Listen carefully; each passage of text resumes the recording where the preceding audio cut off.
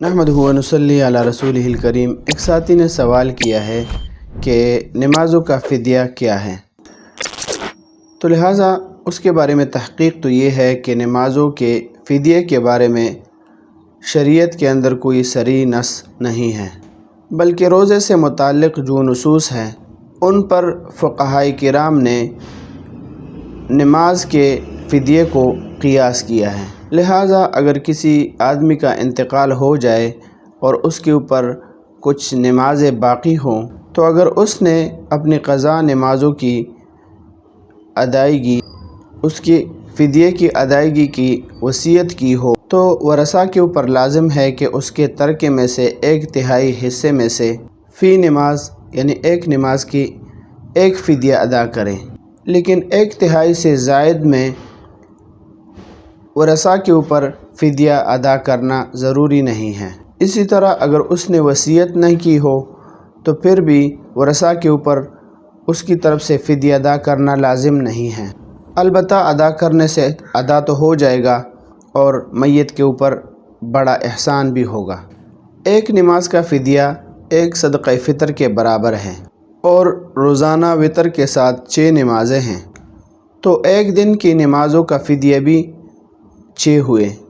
یعنی 6 نمازوں کا فدیہ ایک دن کا ہوگا،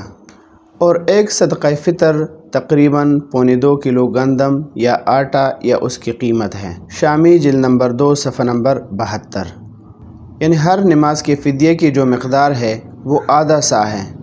اور آدھا سا 2.25 کلو گندم یا آٹا یا ستو، یا ایک سا تقریباً 3.5 کلو کھجور یا کشمش یا جو، یا ان میں سے کسی ایک کی نقد قیمت ہے، اور نقد روپیہ یعنی قیمت دینا بہتر ہے تاکہ ضرورت مند اپنی ضرورت کی چیز خود لے سکیں۔ اسی طرح یہ بات یاد رہے کہ دن کی 5 وقتی نمازوں کے علاوہ وتر کی ادائیگی بھی ضروری ہے، لیکن زندگی میں کسی شخص کے لیے فدیہ ادا کرنا درست نہیں ہے۔ مرض الوفات میں فوت شدہ نمازیں اگر قضا نہ ہو سکی اور حالات سے اندازہ ہو رہا ہے کہ اب اس کی قضا نہیں ہو سکے گی بلکہ اس سے پہلے موت واقع ہو جائے گی، تو ایسی صورت میں فدیے کی وصیت کرنا لازم ہے، اور ورثاء جو ہے وہ اس کے مال میں سے